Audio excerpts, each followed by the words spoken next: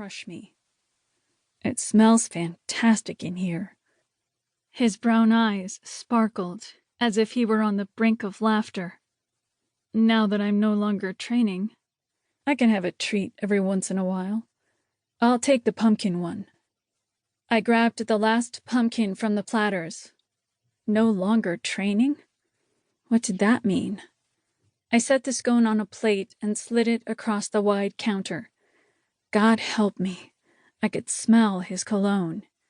He smelled the same as the last day I'd ever spent with him. How much? He asked. I shook my head. On the house. The scone's dry by this time of day. His mouth lifted in that same drowsy smile he'd had since we were kids. You speak. I thought maybe you'd gone mute since I left. Yes, sorry. You surprised me. The understatement of the century. The sugar queen. He gestured toward the doors. It's perfect. Thanks. I'm never a woman of many words, but my dry mouth made elegant oratory even more difficult. Mama tells me this is the best bakery in town, he said. I glanced around, wondering what it looked like through his eyes. Industrial lights hung over the counter. Round, bistro-style tables and chairs looked out to the street.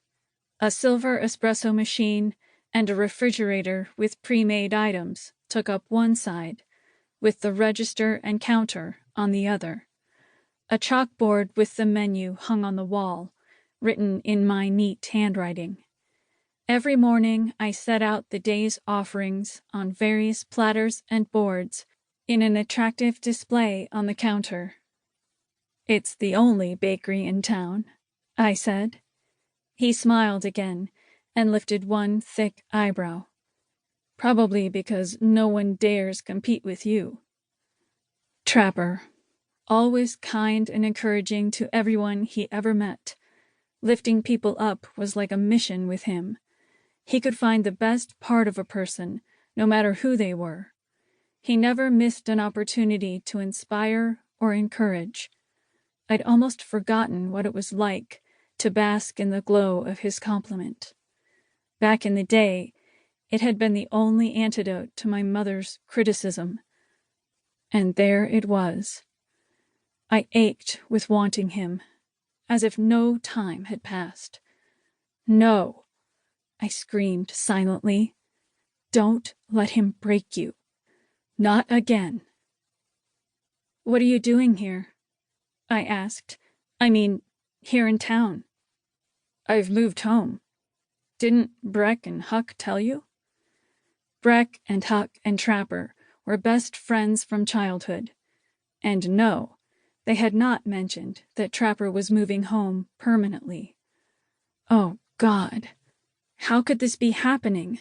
I couldn't have him here. Not living and breathing and stopping in for a damn scone. How would I look him in the eye, knowing what I'd done? The secret I'd kept from him. They don't come by often. I came out from behind the counter and turned the open sign to closed. Anyway, it's none of my business what you do. As I turned to face him, he placed his hand over his heart and smiled. Ouch. Damn that smile. Still melted me like butter over a biscuit. You look beautiful, he said, more so than ever. Not really. I wondered if I had any flour on my face. When I was in the zone, I didn't think twice about my appearance. In the shop, I wore my long blonde hair in a braid and usually didn't bother with more than mascara and blush, always promising myself to remember lipstick, but never quite managing. Truth is, I didn't care about what I looked like. Everyone in this town had already seen me. I wasn't interested in romance. The only Friday night date I wanted was a television show and a glass of wine. The only man I'd ever cared about looking pretty for had left a long time ago. I always knew you'd do something spectacular, he said. Baking bread is